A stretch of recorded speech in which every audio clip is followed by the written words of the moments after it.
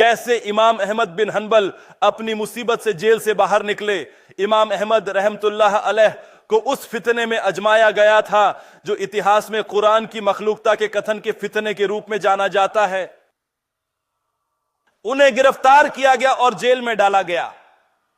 تو 2 سال کی پریشانی کے بعد امام احمد اپنے گھر میں بیٹھتے تھے اور پھر کہتے تھے، اللہ ابو عبداللہ کو معاف کر، ہے اللہ معاف کر۔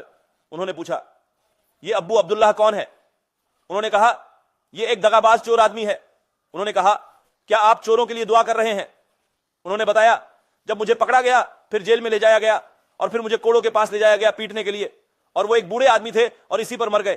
انہوں نے کہا جب انہوں نے مجھے باہر لے جانے کا ارادہ کیا تاکہ مجھے کوڑے مارے جائے، اور خلیفہ نے اسے اتنی کڑی سزا دی کہ وہ جلاد سے کہتا اس پر زیادہ مارو خدا تمہارا ہاتھ توڑ دے، اساسا یہ ادیب، اور 10 جلادوں کو بلایا، ہر ایک 10 بار مارتا اور پھر رک جاتا تاکہ 11واں اور 12واں تھک نہ جائے، بلکہ ہر کوئی اپنی پوری طاقت سے وار کرتا۔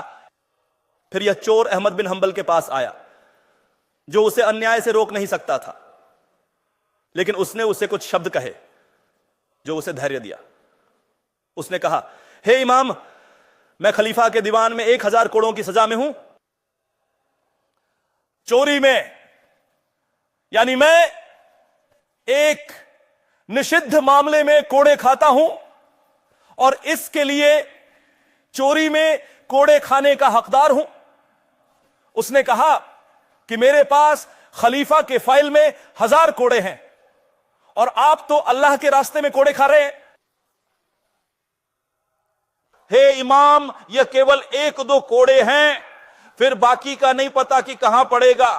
کہتے ہیں آپ کو پہلے یا دوسرے کوڑے کا احساس ہوگا، پھر باقی کا انوبھو نہیں ہوگا۔ کہتے ہیں احمد بن حنبل، امام جنہوں نے امام احمد کا مسند 30,000 حدیثوں میں لکھا، احمد ابن حنبل دنیا کے امام تھے، اہل سنت کے امام، کہتے ہیں کہ جب میں نے اس آدمی، اس چور کے شبد سنے تو میرے دل کو سکون ملا اور اس نے مجھے صبر دیا۔